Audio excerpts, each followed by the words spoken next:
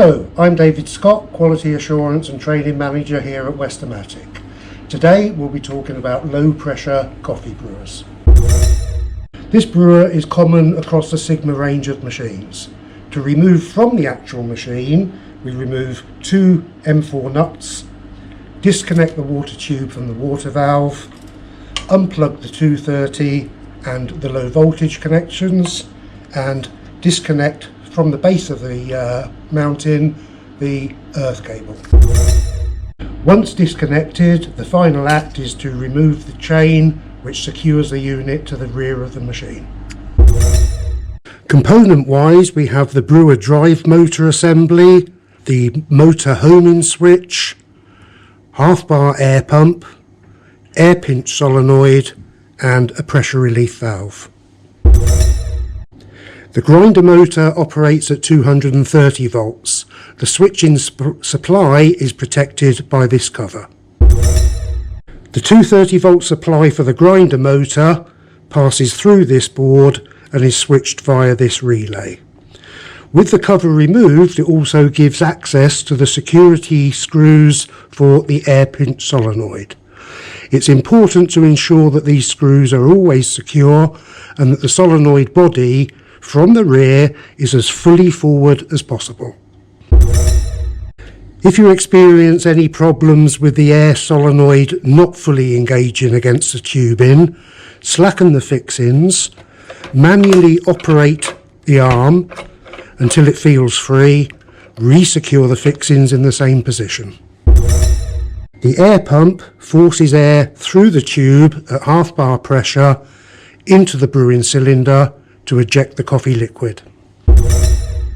Should for any reason there be a problem, i.e. a blockage in the brewer, and that pressure exceeds half a bar, the air expels through this relief valve.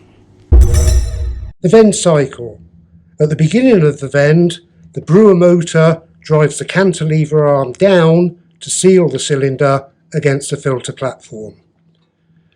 The grinder and the water valve switch on, dispensing ground coffee and water into the mixing bowl and down to the cylinder.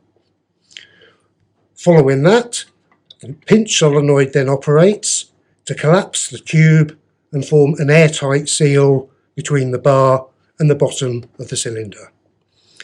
After the brewing time, the air pump switches on, forces the liquid through the cylinder, through the tube to the coffee mixing bowl.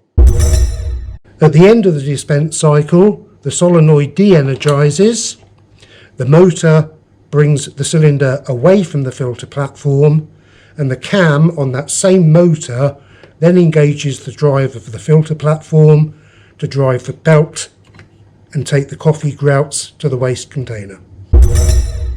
It is important that when engaged, the arm does fully collapse the tube so there is no air escaping.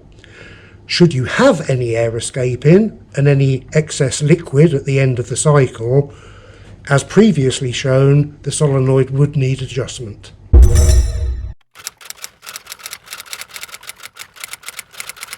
Next, the coffee brewer service kit. This is supplied with pre-cut lengths of tubing, the lengths of which are critical, which is why we supply them pre-cut as an assembly, together with full service instructions for fitment. The brewer service kit is recommended to be replaced during 12 monthly preventative maintenance routines, or indeed if there are any splits or damage to the tubing during normal operation.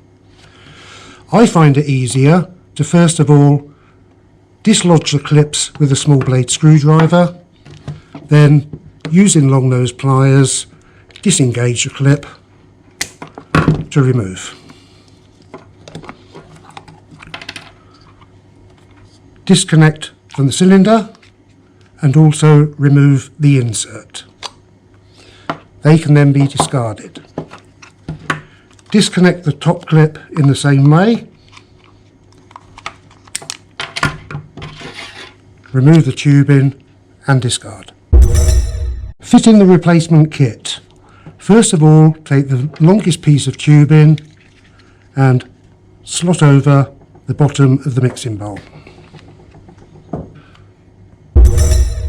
fit the clip, squeeze in first with fingers, then using your long nose pliers, tighten the clip to the last two fixings.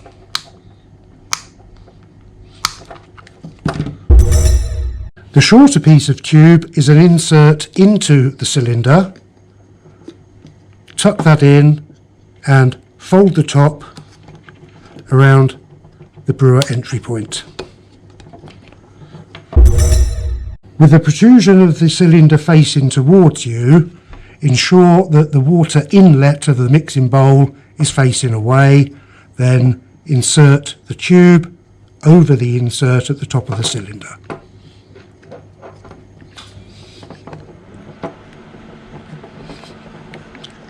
Once fully on, take your second clip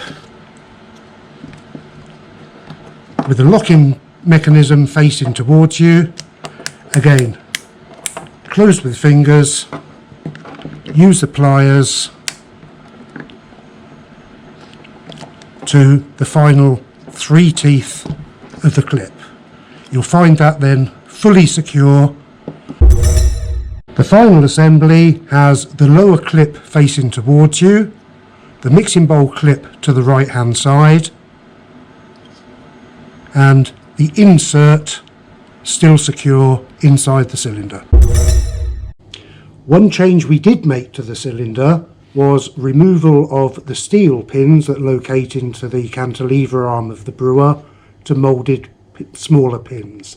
This de-skills the operator routines. Also, if for any reason the cylinder isn't correctly inserted, the steel pins could damage the cantilever arm. If this is accidentally inserted incorrectly, it purely breaks a plastic pin. Reassembling the new assembly, it's important that these support plates, the mixing bowl support plates, pass through each of these 2 slots each side of the mixing bowl.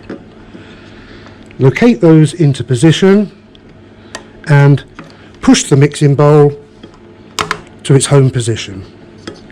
Locate the 2 pins into the cantilever arm. Reposition the air pinch arm, and finally reconnect the air hose to the top of the cylinder, like so. The final part of the assembly is replacing the filter platform. As part of the preventative maintenance, it's also recommended to replace the filter belt. There is a bite-sized video on the website showing how to achieve this.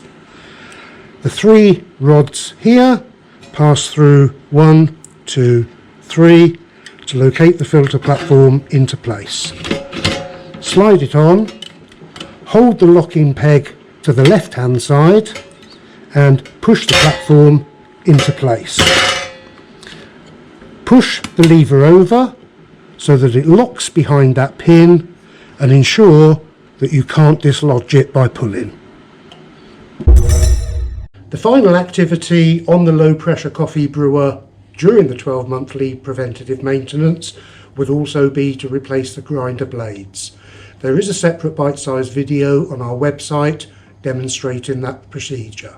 This has been David Scott. It's been a pleasure brewing with you.